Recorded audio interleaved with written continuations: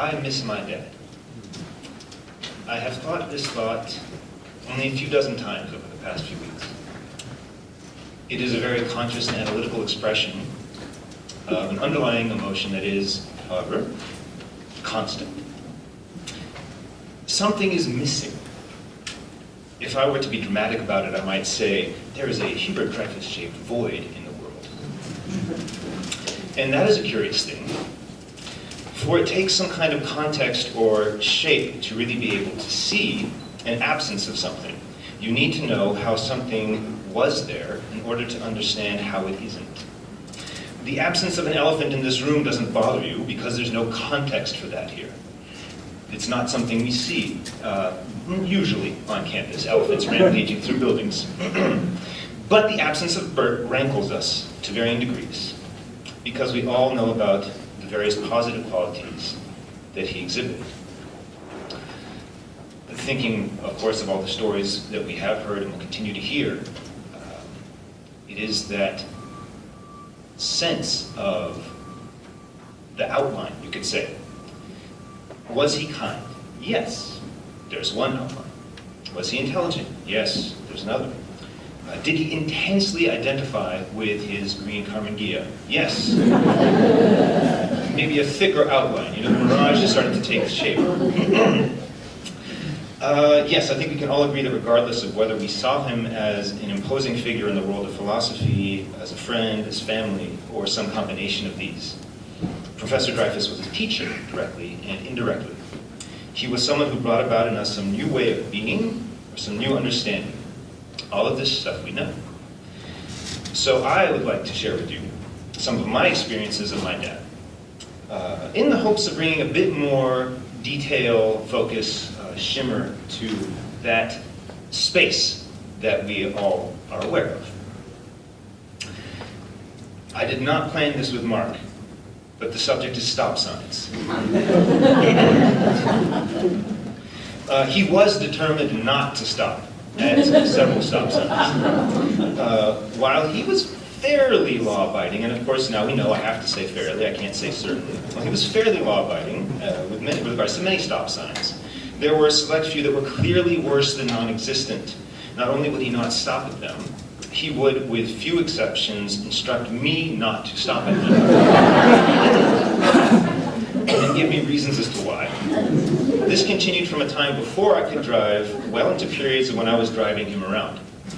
I'll try to explain some of the reasoning. For one of the signs close to my parents' home in the hills, the reasoning was simple. When he moved into the neighborhood, the sign had not been there. Therefore, it did not apply to him. Perhaps someday somebody can explain to me whether or not this is Heideggerian, Nietzschean, Kierkegaardian, or something like that. I don't know. But we now have a new term. This was certainly probably Dreyfusian. Another sign further down the hill was mostly ignored. His reasoning here was not quite as interesting as it seems a fairly common way to feel about stop signs. I don't really want to slow down at this point in my drive to work. It was at the bottom of a hill. He tends to gain speed while going down hills. As much as he doesn't like to use rules, he doesn't like to use brakes going down hills. So, I could understand that one, but I didn't understand why that reasoning didn't apply equally to all stop signs, or perhaps even stop lights. He eventually learned to stop at the second one of the two, since over time he received at least 3 moving violations for not going to a complete stop. I do wonder sometimes if this police-based teaching method would have ever gotten him to stop at the impertinent latecomer sign. I hope not. Other interesting stories related to misbehavior while in the Carmangia. If you recall, the Carmangia is actually a rather svelte vehicle. It's not as wide as many cars these days, and there was a time where you could go from behind the police station, back there, the police station, right into Sproul Plaza. And for some reason, I don't understand how the thing was laid out in the past, there were a few times where my dad would use Sproul Plaza as a means to get to Bancroft more expeditiously. And I'm surprised that this next video, I'll have to explain a little bit in a second, but apparently One time, a police officer did stop him while he was driving through Sproul Plaza.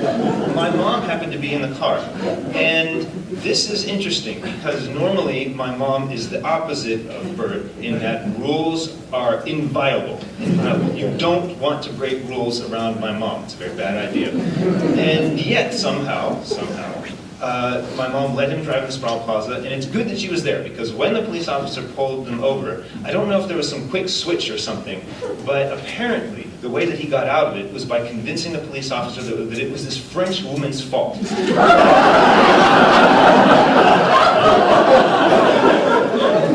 That she didn't understand the rules and couldn't speak English, so you just have to let us go.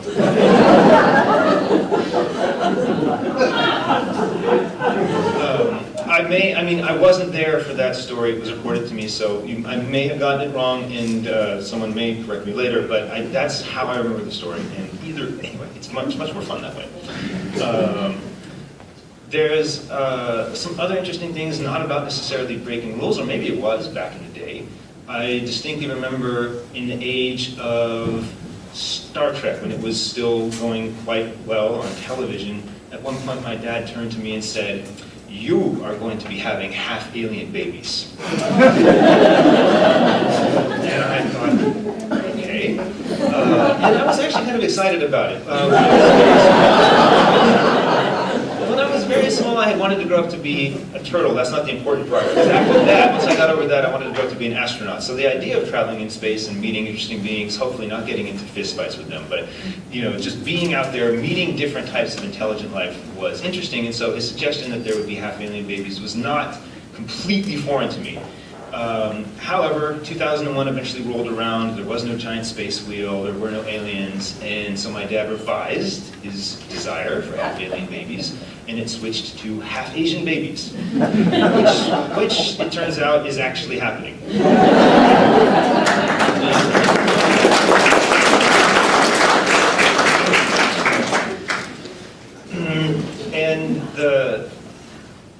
Although there was a bit of a scare for him before that was happening, I took up Tibetan Buddhism and was pretty convinced I wanted to be a monk for a while, and he was getting very despondent about the whole baby situation. I don't know if Gabrielle's going to mention any reasons why on her end that would cause him despondency. We'll see. But there finally came a day where, after I'd asked my teacher 3 times to let me be a monk, I met somebody who is Chinese. Well, she's from Manhattan, but she's definitely Chinese. And that seemed to solve the problem. He was very, very excited about that. The reason why I'm bringing it up is that it was very interesting for us to see that one of the last things that he clearly understood, or let's say the two last things that we were able to see that he clearly understood. One of them was really quite amazing. He understood he was dying of cancer. And he was able to express that clearly. It's one of the very last things he expressed. And as Mark intimated, it was not something that he was expressing with anxiety at all. It was just a fact. That was how things were happening. And then after that, he said, "And I know I'm having a granddaughter." And that was very good for me to hear. And so it was lovely to know that despite that outer appearance of dementia, there was some very core dad still there. That core dad, for me, was one of the most extraordinary teachers of patience and unconditional love. It seemed to know almost no bounds. The only time that I remember him being really face-changing, voice-changing angry at me was a time where I had been tickling him, and he said, "Stop," and I did it again. And then he got very upset, "Stop it, don't do it." And that was the only time. Which is interesting if you compare it to the other antics that I pulled on my poor parents. Depression is not an antic, but certainly it is something that is very, very difficult for parents. My depression didn't make him mad.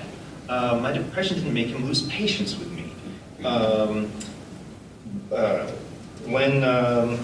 I was pretty shiftless for a while. You can ask other people who know me. My sister was once sent to Los Angeles to see if there was anything salvageable there.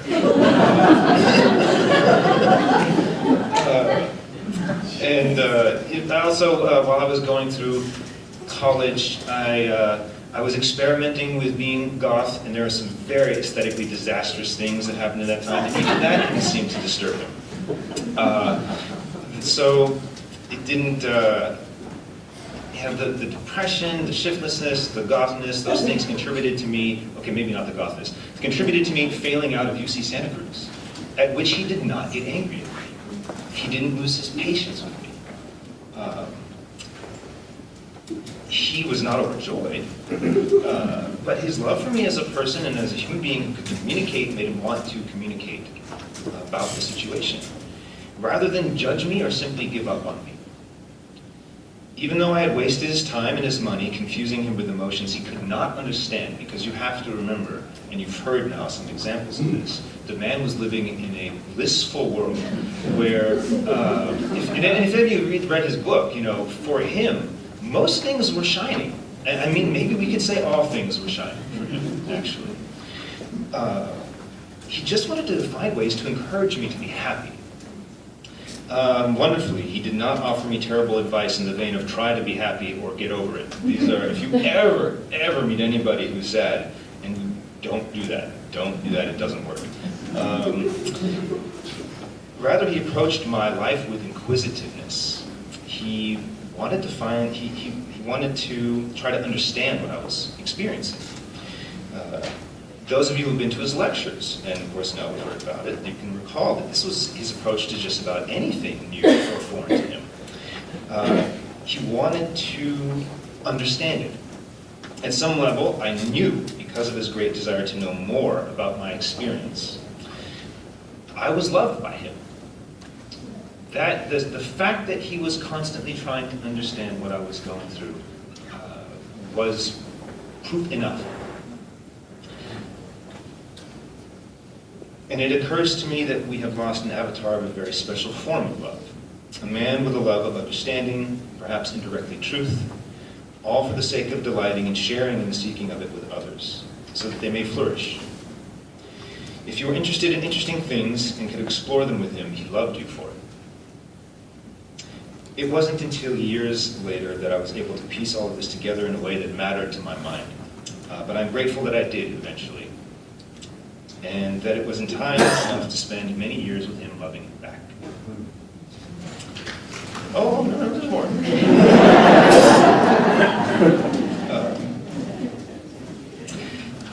He was the best teacher of Tibetan Buddhism. Well, what do I mean? Well, you have to imagine the situation. Your father is world-renowned for teaching some esoteric thing called philosophy. Your sister has gathered uncountable degrees in the material sciences. Your mom is a crypto-Catholic. And then you decide to take up Tibetan Buddhism. You disappear, you come back, and you've gathered this new thing.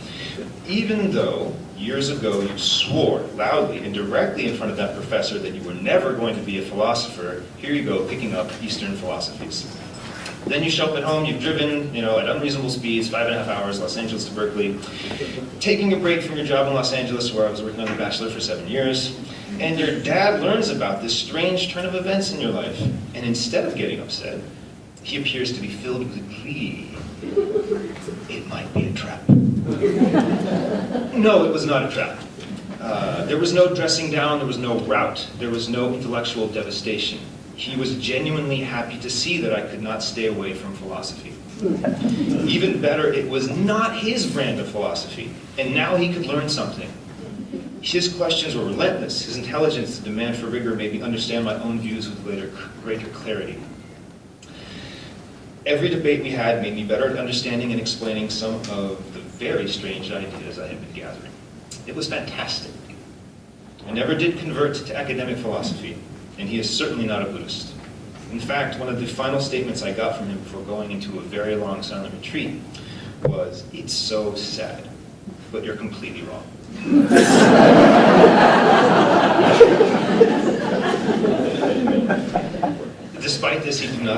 me from going on retreat. He did not stop loving me. As mentioned, his love was unconditional. I learned much more than I could have if I had been left alone in a room full of my already Buddhist friends.